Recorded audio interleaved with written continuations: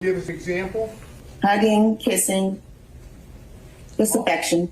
All Your romantic relationship with Miss Willis began? 2022. When in 2022? Early 2022. But you two met at an October 2019 judicial conference, correct? Yes, ma'am. You have no doubt that their romantic relationship was in effect from 2019 until the last time you spoke with her?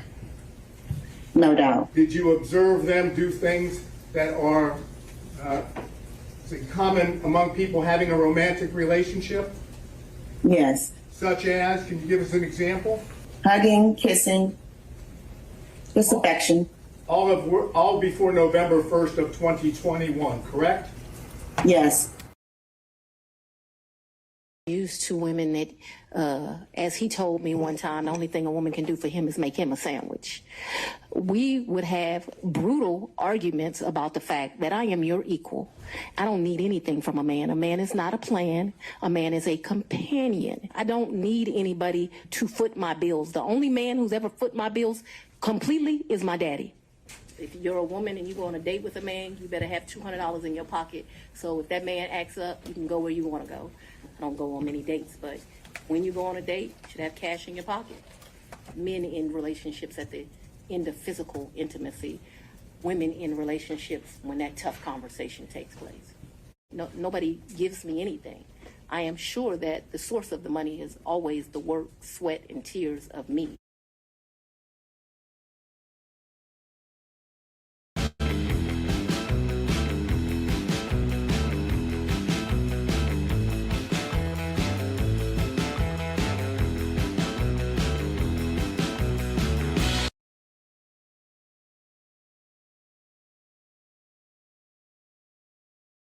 And welcome. Thank you for checking out the perks and all of the great things that I offer here in the membership arena. So it is the Patriots Club.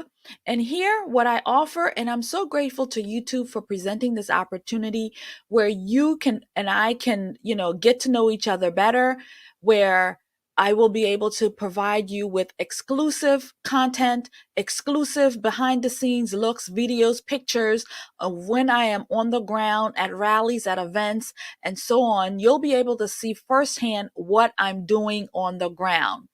And so YouTube offers this partnership where you can pay a small fee. I have different levels where you can be a patriot, or you can be a MAGA patriot, or you can be an ultra MAGA patriot. All of them at different price points, but you get great information all through all of it. And I'm just happy to share behind the scenes of the things that you would never see here on YouTube. And I'm liking it even more because this is where we can really truly form a community where I can really let loose and really talk about some things. In addition to all of that, I also have some custom made emojis and badges that's really patriotic that you'll be able to use during live streams and chats. And so it's a really, really great opportunity for us to come together, and your contributions is going to help me with my gear, with the things that I need to continue to produce these videos and really bring it out there. Even it's going to help me to go to different events, maybe outside of my area, and to bring you live footage of things that you wouldn't be able to see otherwise. So let's partner. Let's do this. I'm really grateful and looking forward to this. We're going to have a lot of fun. So I'll see you in there. Thank you and God bless. Hello, friends. Welcome to the Conservative Poet. I'm still trying to figure, okay, I got to remove that and make me, I look blurry. Hello, how are you? Welcome to the Conservative Poet with me, Amanya. Gosh, it looks so blurry. Can y'all tell? I don't know why that looks so blurry. But in any event, so we're talking Nathan Wade today. He has been making the rounds. He has been on so many different, why does it look so blurry? Oh my God, is it me, or can y'all tell? Can somebody drop me something? Can you tell, is it blurry? So somebody tell me. But for me, it looks blurry because I can see myself in the reflections. So Nathan Wade, hello, Andrew from Georgia. Oh God, we're going to be talking about Georgia tonight. You know that, right? We're talking about Georgia. So Nathan Wade, Mr. Nathan Wade has been making the rounds for, I don't know, I think it's like a month or so now. I've been meaning to cover him, but I just haven't gotten to it. And with so much extras that's come out, I was like, you know what, let me just put it all together in one live stream. Now, you saw a couple of the shorts. I wanted to lay the foundation down of how we got here. So we all know that the trials happened, and you know, what's her name? Fanny Pack was out here doing all kinds of boohoo whining and crying. Last live stream I did, we covered her and some other things happening in Georgia. But today we're focusing on Mr. Nathan Wade in his press tour that he has been doing all over the country. He's been on with what's her name? Evil Joy. He's been on with CNN. He's been on with so many people, but he's really made a really kicker recently going on with Marlon Wayans. And we're going to hit each and every one of them tonight. So without further ado, we're going to get started. And so I want to say thank you all for joining the live stream. I am still working, trying to understand how to do it all. But you know what? From what I've seen from other people's lives, hits and bumps happen. So whatever, it's going to be what it is. So thank you again for coming by. So Mr. Nathan Wade, let us start with him and the interview that he did, I think it was like a month back, where he said, relationships is as old as office romances is as good as apple pie. That Fanny pie must be real good. That Fanny apple pie. So we're going to start there and we're going to literally go through him, and I will react to what it is that he is saying in this live interview. So let's get started with Mr. Nathan Wade. Exclusive with former Fulton County Special Prosecutor Nathan Wade, who is breaking his silence after being forced to step down from a historic prosecution of former President Trump because of his romantic relationship with DA Fani Willis. In our wide-ranging interview, Wade talks about what he does and does not regret and where the case goes from here. What do you want people to know?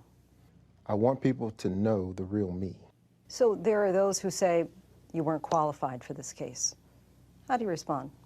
I respond by saying, let's give it some color. I defended murders, rapes, armed robbers, molesters, mostly criminal cases that dealt with high stakes, including... Why do I have a hard time believing that Mr. Nathan Wade was actually prosecuting high stakes? From what I'm seeing from him, doesn't look like he has the hammer, the gumption, the stamina to take on the hard cases, unless you're Fani Willis. I'm just saying. Life. The picture that was being painted, that there was no experience, is just not an accurate one. You and Fani meet in 2019?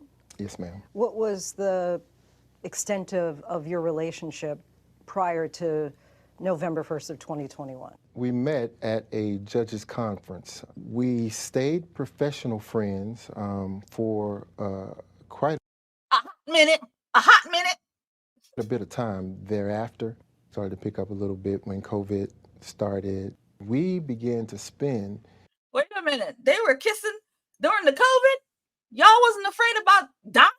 About catching the COVID? So y'all had things going on during the COVID when everybody was supposed to be 6 feet apart and y'all was commingling? Just saying. Inordinate amounts of time communicating. During the course of the investigation, nights, weekends, evenings, mornings. Man, he was getting it all day, all night, every weekend, every day. Slapping that fanny pack. Gotcha. I can't tell you how much time that we spent together. We got closer and closer and closer. workplace romances are as American as apple pie. It happens to everyone, but it happened to Workplace romances is as good as apple pie. They happen to everyone. So why wouldn't it happen to me and Fani? We're Americans. Why can't we have a little bit of the apple pie too? the two of us. Do you regret it? I regret that private matter became the focal point of this very important prosecution. That private matter, friend, should never have happened. Why? Because you are colleagues working on this big case. I know that the fire was on. I know that when the heat rises, you want to put it out. I get it. You want to quench the old thirst. You want to put that old one-eyed snake where it wants to go. But friend, we have to be professionals here, because you got a big whale to take down by the name of who? Donald J. Trump. Yeah, your heat should have lasted. You should have put down the heat.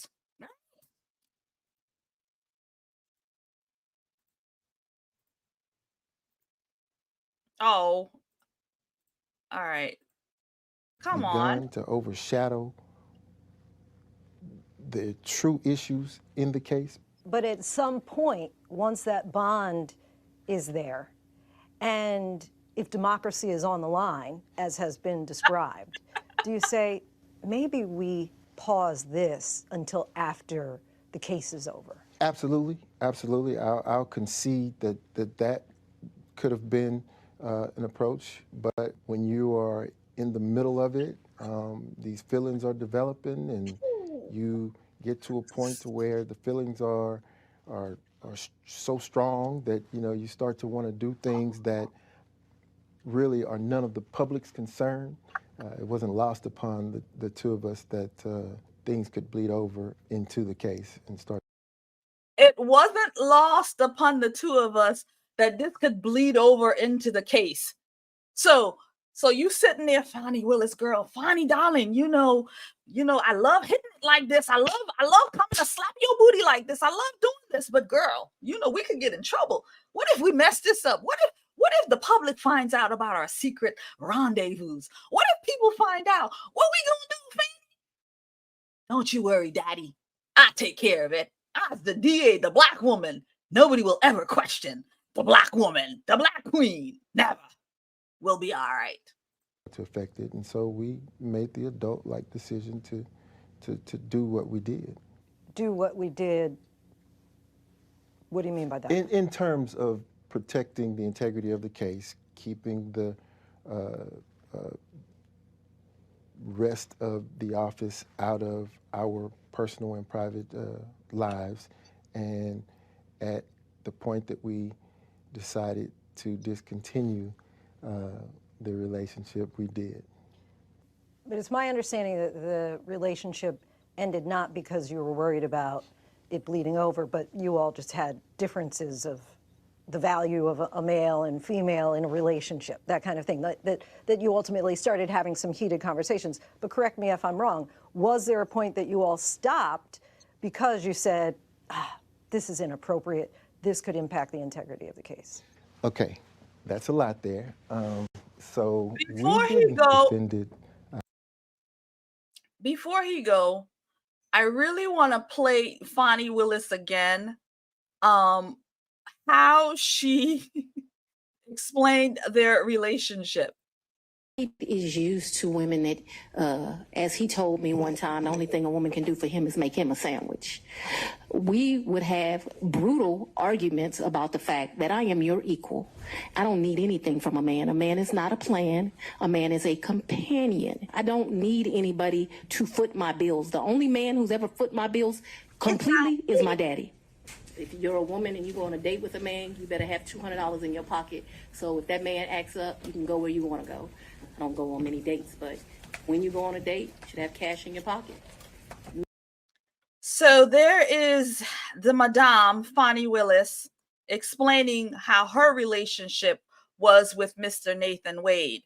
So I'm believing she was like, look, friend, you're not giving me the equal treatment that I need as the DA of this, as the powerhouse in this relationship. And you can tell he's not that much of a powerhouse, that man. So she controlled everything. Fani ran it. She ran it. And she told him, yeah, I'm a strong Black woman. And yeah, I can't be making you sandwiches. Yeah, I got important work to do, like taking down Donald Trump. I can't be making you sandwiches. To affect it, and so we made the adult-like decision to do what we did. Do what we did. What do you mean by that? In terms of protecting the integrity of the case, keeping the rest of the office out of our personal and private lives, and at the point that we decided to discontinue the relationship, we did. But it's my understanding But that the wait a second. relationship and That witness said that they were in the office, they would hold hands, they'd be kissing and all of that in the office. So you weren't keeping this thing private. You weren't keeping this thing under wraps. You were showing affections and things like that outside of the boudoir, outside of the hotel, outside of these places that you were getting, getting your one-eyed snake worked on. So you were out here showing affection and things like that as a couple in the public sphere and on the job, and people saw that. So did not because you were worried about it bleeding over, but you all just had differences of the value of a male and female in a relationship, that kind of thing, that you ultimately started having some heated conversations. But correct me if I'm wrong, was there a point that you all stopped because you said, this is inappropriate, this could impact the integrity of the case? Okay, that's a lot there. So we didn't have heated conversations to the extent that we were at odds and arguing about the inherent roles of. Well, I mean, Fani said on the witness stand, like, oh, according to Mr. Wade, the only thing a woman can do is make me a sandwich, right? I mean, and she said, she's the one who described it as heated conversation. She said that, listen, if I made a statement like that, certainly it was in jest. I respect women. So just give me a sense of the timeline as far as when the romance actually started and then once it stopped. So early 2022 to late 2023 is the time frame. What people don't see and don't know is that we continue to have a very close relationship. We are friends. A Washington Post columnist wrote, what were they thinking? How could two seasoned attorneys embroiled in the prosecution of a former president start a romance and not see this trouble coming a mile away? And so what were you thinking in that moment? You don't plan to develop feelings. You don't plan to fall in love. You don't plan to have some relationship in the workplace. You don't set out to do that. And those things develop organically. They develop over time. And the minute we had that sobering moment, we discontinued it. January 8th. So it took them a year, just about, from what he's saying, early 22 to late 23. So just about a year. It took them a year to realize that this is a bad idea. All this finagling and fraternizing, all this, this relationship is a bad idea. They finally woke up. Wow. A motion is brought that reveals that there's been this relationship. At that time, the relationship was over, correct? The romantic aspect of the relationship. Yes, ma'am. What was going through your mind on that day when it suddenly becomes, I know you've said before it wasn't a secret, but now it does become public? Where is the relevance here? How does this in any way affect the prosecution of those charged in the election interference case?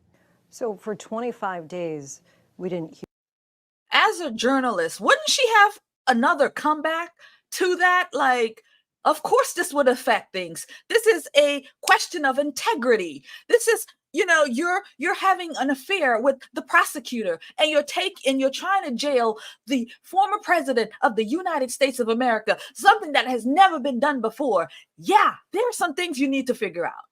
Okay, there's some consequences. And it's not just you, it's the public's business, because she is a public person. Wow. Hear from you or District Attorney Willis. Why not come forward? At that point, you're a public servant, right? Getting paid from the state of Georgia. Why not say, okay, we'll make a statement, we'll get on top of this, we'll get ahead of this? Let me say this. My conversation here with you today is just that. It's Nathan's conversation. I do not speak for the district attorney's office. I do not speak for their position. As a matter of fact, I'm certain that they would rather me not be having this exchange with you. So you said you didn't want to violate the public's trust. I'm curious, do you think that you've done any kind of damage to this case? None at all. None at all. Even the public perception of it? My private life became the focal point of the case. And my private life has nothing to do with the merits of that prosecution. Donald Trump now is...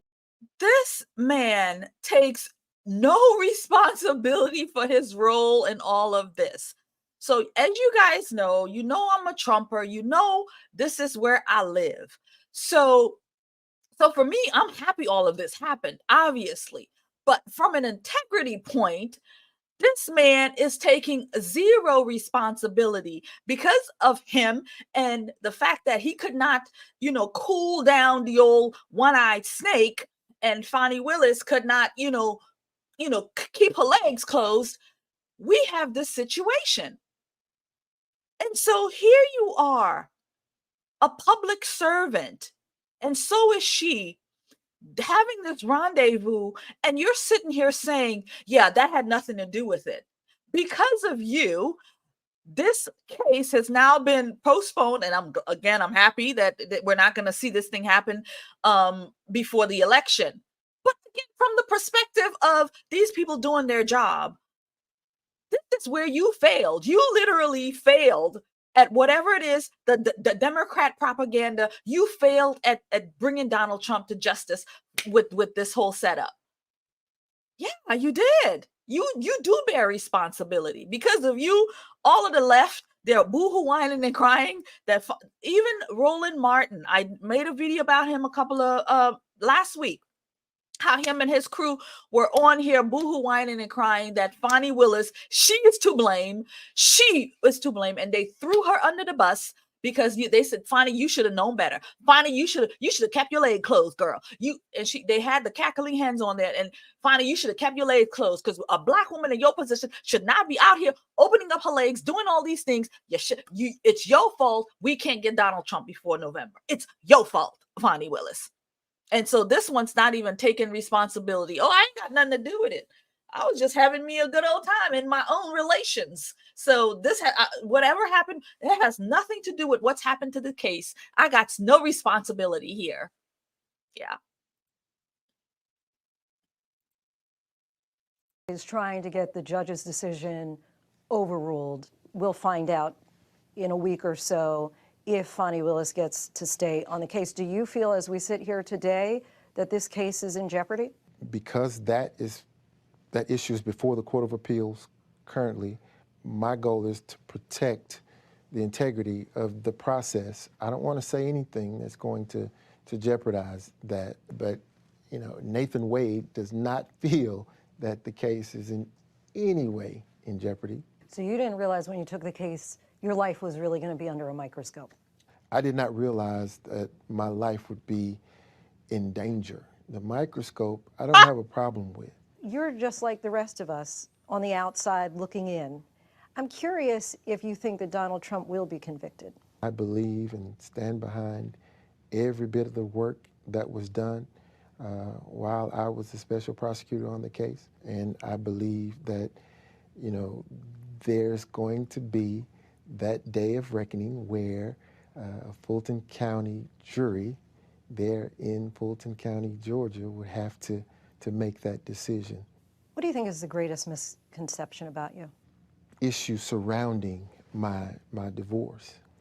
It's a difficult thing to watch and to hear. Watch and listen to your life play out before the American public inaccurately.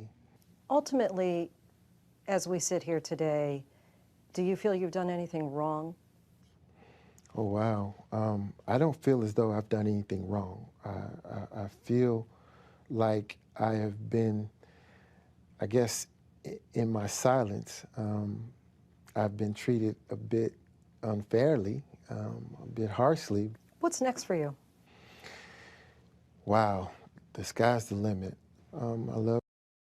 I would say jail time, but I don't think they're going to send him to jail. But maybe Fani Willis will end up in prison. So that was our friend, Mr. Nathan Wade, who absolutely has nothing to say, no responsibility about any of this. But hey, this is who he is. But we have another clip, and I said it, we're going to go from clip to clip in reference to this man and his media tour that he has been on. So next up is the video where I'm sure you guys have seen it, where his handlers came to say, yo, friend, you better not be answering these questions like that. You can't answer that. He come back and yeah, I really don't have much more to say. So let's go to Catlyn Collins, CNN, and where Nathan Wade talks again more about Fani Willis, and that dreadful question comes up. When did you have that relation? When did it start? Here in Atlanta, the Georgia Court of Appeals has just essentially guaranteed that this case that we were talking about, the 2020 election subversion case in the state of Georgia with Donald Trump and the slew of co-defendants, will not go to trial before the 2024 election. What role do you believe that your actions played in that? I don't believe my actions played a role in it at all. I think that this is more of the same. It's a delay kind of thing. But let's talk about the process here. So we understand that there were nine defendants that were a part of the disqualification motion. They then, after the trial judge issued his ruling, they then asked for permission to appeal. The judge granted that and then said, well, this does not stop the business of this particular court. We're going to keep moving. Well, now, as you've seen a few days ago, the Court of Appeals has said, hey, listen, there's a stay. The proceedings will stop. Mm-hmm. Then the court says, well, it will stop as to the 9 defendants that are named in the disqualification motion, but as to the other 6, we're going to keep moving forward.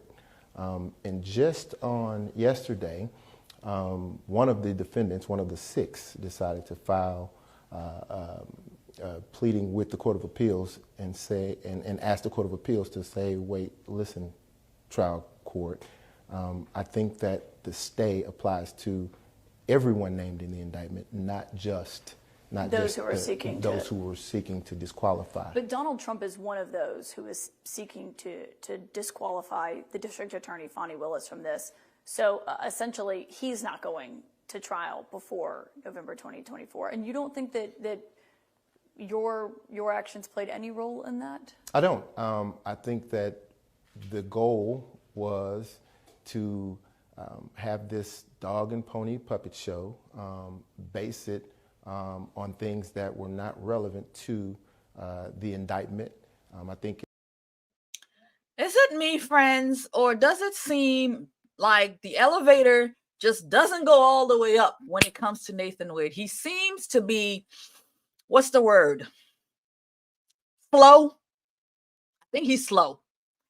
And again, for him to sit there and ask the same thing, and she went back and she asked again, you really don't think that your behavior and your actions had anything to do with what's happening to this case? You really can't take responsibility?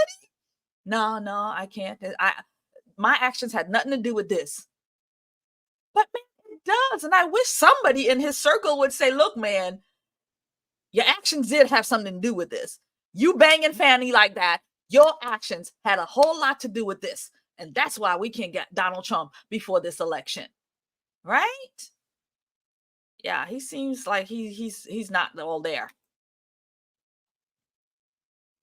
It's an interesting trial strategy to attempt to defend your client by attacking the prosecutors involved.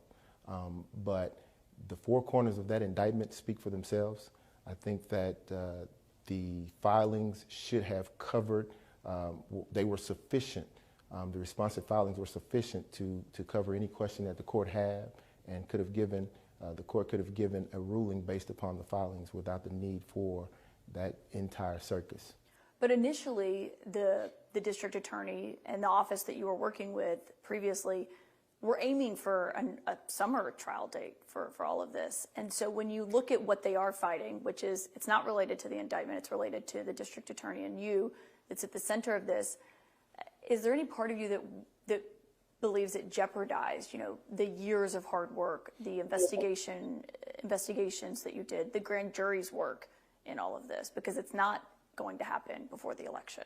So I'm very proud of the things that we were able to accomplish under my leadership. Why do I feel like you had no real leadership, friend? It's just oozing off of you that there was no real leadership. The only leading that you were doing is into Fani Willis. That is the only leading that you were doing. And he mentioned something about a dog and pony show earlier. And I believe that this whole thing is a dog and pony show. And I think that's what he was referencing, but I know that he wasn't. But yeah, this whole thing is a dog and pony show. You know it. She know it. The whole world knows it. It's just like the New York hush money. It's just a big dog and pony show any way they can, any which way they can to try to get Trump. That's what it's all about. Able to investigate that case thoroughly. We were able to successfully seek an indictment that speaks to the facts and the evidence that came out during the course of the investigation. That did take years. Spoke to a lot of people, had a lot of conversations, spoke to a lot of witnesses, saw a lot of evidence. It took years out of my life. I'm very passionate about it. I believe in the indictment. Certainly I would have never done anything that I thought would jeopardize that hard work. But do I believe that my actions caused this delay? No. I do believe, though, that the timing of a personal relationship that I had was probably bad. It was bad timing. But you don't pick and choose when those things happen. They happen organically, and you deal with the situation as it comes. Do you have regrets? This guy has no discipline, right? That's exactly what you're saying. You have no discipline to control your urge to tap that fanny. You have no discipline. How can you be a leader in such an important case for your side of the aisle and have no discipline to control what happens with your one-eyed snake? I mean, it is embarrassing. Well, these things happen. When these things happen, we just have to handle it. We just couldn't help ourselves. The passion was just still there. This man don't even seem passionate to me. Like, where's your passion? Yeah, the passion was just too much for us. We just could not help ourselves. We had to for a whole year. Banging. That apple pie, baby. She's as good as apple pie. Oh, my friend said that in the Andrew. Thanks, Andrew. He said it's apple pie. You like that one? So do I. So does Nathan Wade. He do like her apple pie. Hello, friend. Hello, the arena. Thank you all for being here. Who's still here? James. Hello, everybody. We're gonna continue with this here Nathan Wade, because I really want to get to our last clip, which is the Marlon Wayans interview. I mean, that thing is out of control, but we're gonna work our way there. We're gonna, this is like foreplay, and then we're gonna get to the meat, which is the Marlon Wayans interview. About it? The only thing I regret is the timing of it. Well, and the timing, of course, is really the crux of this. Well, the crux of it is to slow down the inevitable, which is... Yeah, so what happens if she gets ultimately removed from this case? Because that's what they're going to be hearing, the Court of Appeals. What happens to this case if Fani Willis is removed as the prosecutor here? Well, the case has to be reassigned to another prosecuting entity. Now, whether or not that entity decides to proceed, I don't know. But do you think there's a chance that it would be potentially dead if no other prosecutor is ready to step up to the plate and take this case? Well, we're talking about a threat to democracy. This case is about democracy. It's very important to... A threat to democracy. This case is about democracy. They're always about democracy. But yet here you are charging lawyers, attorneys who represented Donald Trump, his attorneys who had client privilege. You all are trying to put them in jail, his attorneys. How is that working for democracy, friend? How many lawyers? I can't think of how many. It's 18 people, mad lawyers, and you all are trying to rope these people, but yet you're here talking about democracy. You're a joke, literally and figuratively, friends. It's a joke, a slow joke. To you, to me as an attorney, the rule of law is something that we all should take seriously. I couldn't tell you whether or not there are other prosecutors that are willing and waiting and excited about accepting this task, particularly in light of the threats that I've been getting and the threats that District Attorney Willis has been getting. This is a very, very dangerous role, and it's not to be taken lightly. What happens to those who... This guy, can I say something? This guy don't look like he owns any guns. Well, I've been threatened. My life been threatened, and this is a serious matter. Who threatened your life? I doubt anybody threatened your life. And I doubt anybody threatened Fani Willis's life too, in reference to this case. Now, the gangs and the drug dealers that she's dealing with out there, with that whole YSL case, that's a different story. She is not being threatened or anything like that in reference to this Trump case, and neither is he. Anyway, I'm gonna allege that. Who have taken guilty pleas here, if Fani Willis is removed from this case, do you believe that they're able to essentially, the district attorney's office should let them withdraw their guilty pleas? No, ma'am. Now, I understand the dynamics of these particular guilty pleas. Out of the 4, there were 3 lawyers who accepted responsibility. That speaks volume. That speaks volume to what they perceive the evidence to be, at least as it relates to the charging document, the indictment. There are those who might believe that the indictment is false or that the indictment is weak. But I would say to those people, look at the actions of at least the 3 skilled, trained lawyers who've been practicing for a long time. So you don't think that they should withdraw them? No, I don't. I think it would, certainly it's incumbent upon their counsel to make those strategic decisions to attempt to withdraw. But if you're asking me the practical effect of the disqualification motion on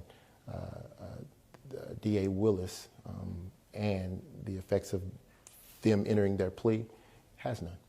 If Trump wins the election and the district attorney next spring, when this does go before the Court of Appeals, is not disqualified from that, is it constitutional for a district attorney to put a sitting president on trial, and if he's convicted, in jail potentially? So let's look at the question in reverse. Are you asking me if there's anyone who's above the law at any point in time in their life? No, but I don't think it's been litigated about a sitting president, of course, going on trial. We've never seen that. Never seen it, never expected to see it, which is why a lot of the questions about experience, no one has ever done this before. No one. This is a new animal. But if he wins the election, then certainly there are lawyers out there who will be charged with figuring out that issue and maneuvering around it. So you're not sure if he can go on trial, if you believe it's constitutional or not for him to actually be on, if he's the sitting president. But you just talked about how important this case is. I mean, personally, how important do you believe it is for this case to go to trial, for voters to see the evidence here of what's alleged in that indictment? Oh, it's very important. But let's back up a moment. You said that I'm not sure about the constitutionality of trying a sitting president. Yeah, do you believe he can, sorry if that wasn't clear, do you believe he can be on trial if he's in the White House? I do believe that he can. Okay. I don't believe that it looks good to the rest of the world, but certainly I don't think that there's anything that will prevent that from happening. And then said, I've never seen. All right. This And public gets misled and fed information that's inaccurate and causes them to go down a rabbit hole that's really irrelevant. I mean, we should be focusing on the indictment as charged. Well, I think critics would hear that and say it's also about faith in the legal system and credibility and who is prosecuting such a grave case as this one. And that's fair. And that's fair to the extent that it affects the outcome of the prosecution. You're not worried that it hurts your credibility with people who look at this case? I'm not worried about that. I think that the people who are looking at it through a lens that's most favorable to whatever their position is. And when you're prosecuting the former president of the United States, you know you're going to get a lot of scrutiny. I mean, we've seen it with every single person who has investigated him, from Robert Mueller to the district attorney in New York to the special counsel Jack Smith. And I think some people would see the situation that you and Fani Willis are in and say, you know, what were they thinking? Sure. And I'll say this. The moment that we realized that what we were doing could probably interfere with the work, we took a step back and decided to go a different route. That's what I'll say. And I think that we handled it professionally. We handled it within the confines of the law, and the court has. Yo, this guy is definitely slow. Like, we handled it with professionalism. We handled it within the confines of the law. We handled it like professionals. Really? Professionals, man? Oh, I can't. We have some people in the chat. Hello, guys. I will respond. Terrence Bradley says the ex-law partner would probably love to kick Wade's butt. The ex-law partner, is that our friend who was on during the trial, who had amnesia? That was him, right?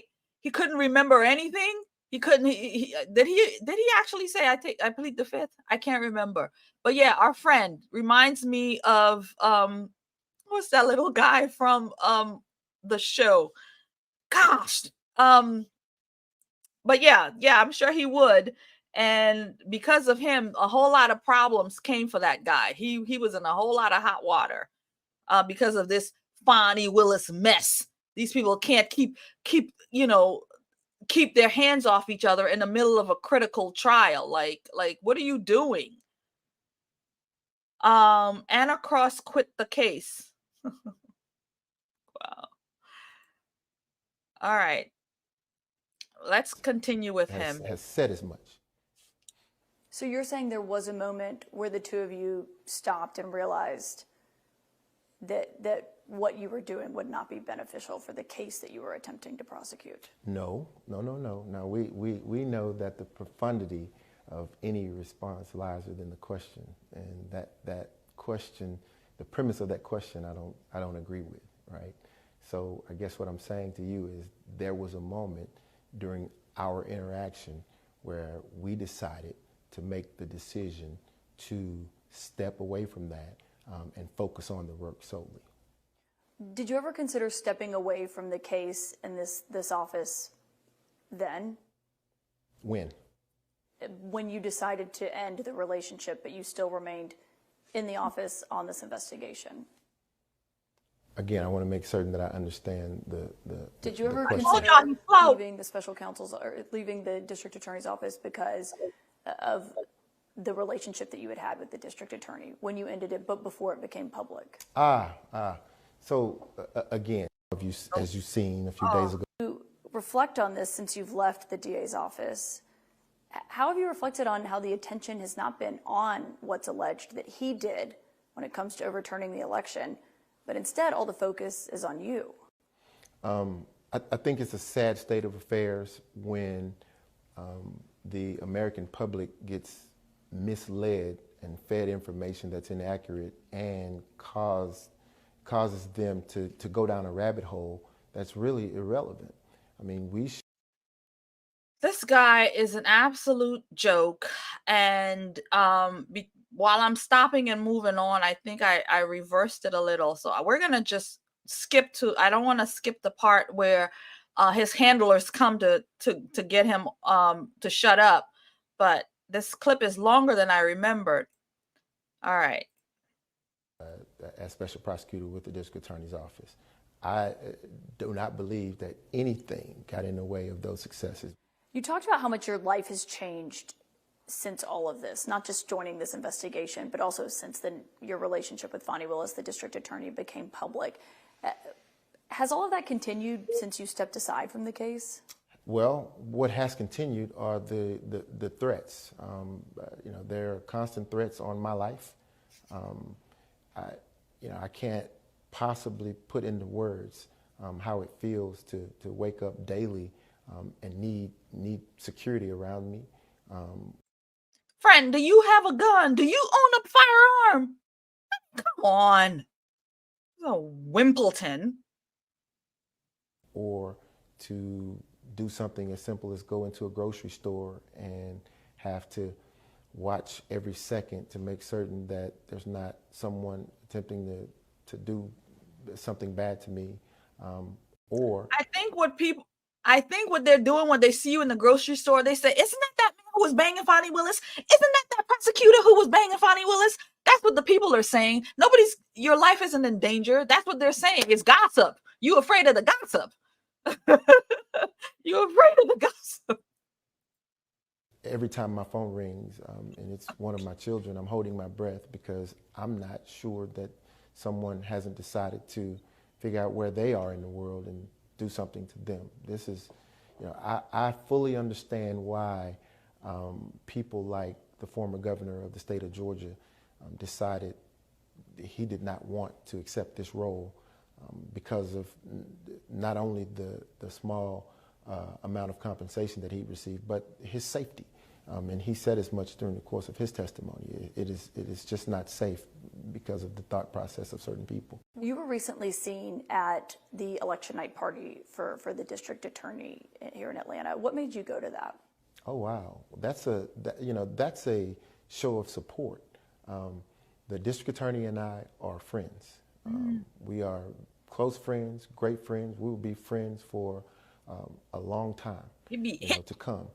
But again, that appearing at an election, a successful election bid celebration for a close friend, I don't think that there's anything odd about that. I think that people made a big to-do about it, I guess, because it was me who decided to show up. But I will say this. Again, I'm very proud of the work that I accomplished as special prosecutor with that office. I'm very proud of our continued friendship professionally. I am. Professionally and personally, friend. We know you still tapping that. Come on. I can't stress enough how important a case like this is to American democracy. And that day of reckoning will come where he would have to face, or the 19 defendants who are charged in that indictment will have to face a jury here in Fulton County. Because obviously it's still a pending matter. It's going to be before the Court of Appeals. And You talked about how proud you were of all the work that you did in this office.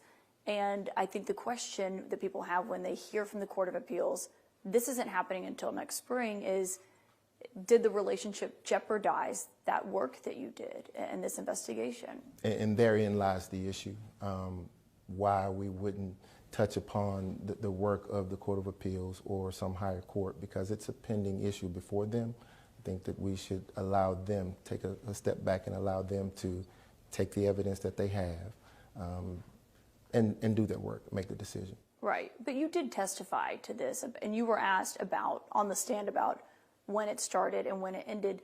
It just wasn't completely clear, because before it said, before the indictment, which was August 15th here in Atlanta, and then later the answer was at the end of that year.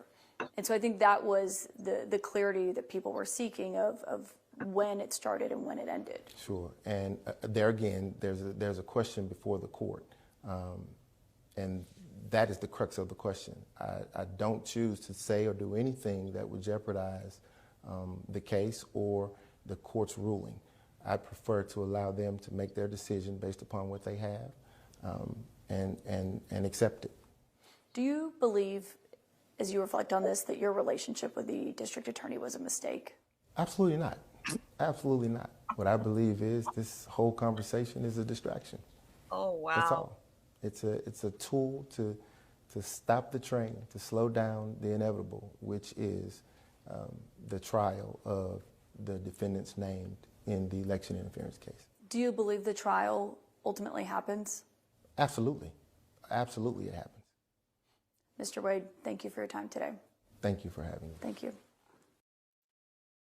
Guys, I must have pulled the wrong clip because obviously we did not see them come and, talk to him. But we're going to play another news clipping right now. 3 hours, Fulton County District Attorney Fani Willis admitted to a personal relationship with an outside prosecutor she appointed to manage the election interference case against former President Donald Trump. In a 176-page court filing, Willis said she and Nathan Wade developed a relationship in 2022, but that there was no relationship prior to his appointment as special prosecutor. Willis denies any claims of misconduct and says there was no evidence that the relationship between her and Wade had prejudiced the case. We'll have more on this story, including one legal expert's take on the impact on the election interference case. That's coming. Willis is taking aim at her critics during a speech at a Marietta church. Now, all of this comes as lawyers for former President Donald Trump and his co-defendants prepare to appeal the decision by Fulton County Judge Scott McAfee to allow her office to remain on the election interference case. And 11 Alive's Karis Belger was inside Turner Chapel AME Church today for her remarks. So I have a word to America today. Black women are sick and tired of being sick and tired. While addressing the congregation at Turner Chapel AME Church, Fulton County District Attorney Fani Willis also took time to address her critics, like former New York Mayor Rudolph Giuliani, one of the co-defendants in the Fulton County election interference case against former President Donald Trump. I've heard from friends of all religious backgrounds and all races, really disgusted that in God's house, ugliness against women is celebrated and not condemned. The remarks came less than 24 hours after Willis filed a motion to dismiss the appeal that is seeking to have her removed from the case. If the motion is denied, the Georgia Court of Appeals will hear arguments in October. Willis did not directly address the case, but did say she would continue to work toward what she calls her mission to make sure justice serves every member of the public. I have caused others so much fear by having the audacity to work towards my oath every day to make sure Lady Justice works hard for, hear me on this, that Lady Justice works hard every day to serve all of her constituents. Former Special Prosecutor Nathan Wade sat in the back of the audience but did not make any remarks. And like Willis, he did not take questions after the speech. His romantic relationship with Willis led to the initial hearings, which resulted in him stepping down from the case. Now, the proceedings are on hold until the Georgia Court of Appeals makes a final ruling on the appeal filed by Trump and his co-defendants. Kara Spelger, 11 Alive News.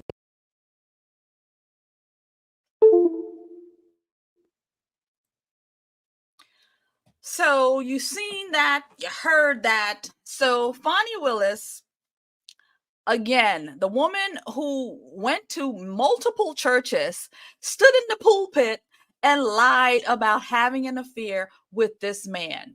And now she stands again in the pulpit to talk about other people. I just don't understand. This Fani Willis has got more gumption than anybody I know. Like she is in a class all by herself because nobody has that much gumption. Nobody does. So what we're going to see now is also in this clip, Fani talked about how she's being sexualized. Well, Marlon Wayans is going to take that to a whole new level in this conversation that he's going to have with Nathan Wade. I mean, it is downright disrespectful.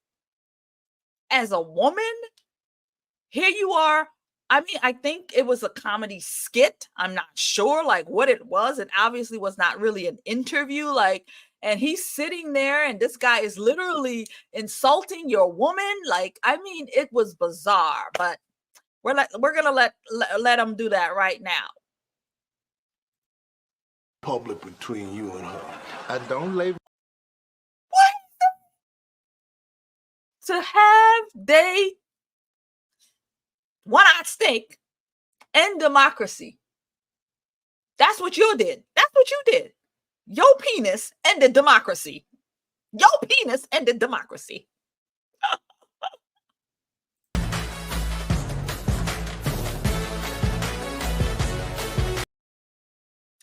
Yeah, he hit it, y'all. He's still hitting it.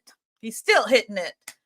Wow, how disrespectful. How do you sit? And he laughing all about it too. Like, this stuff funny. I was laughing because I found it funny. But man, he disrespecting your woman, making all kinds of positions the way you had her in the doggy style, the way you had her on her back. You know, he making all kinds of jokes. Talking about all this stuff. Man. And he sat there and laughed. That's Nathan Wade for you, the simpleton. He's slow and he's simple. And he has ruined democracy with his penis and Fani Willis. Well, friends, that's going to be it for this live stream. Thank you guys for coming by. Really appreciate it. I bid you a good night and happy Sunday. And I'm going to relax and take it down on this Sunday night. Thank you so much again. All of you guys who came through the arena, Tella, KV, Operation Paperclip, the arena.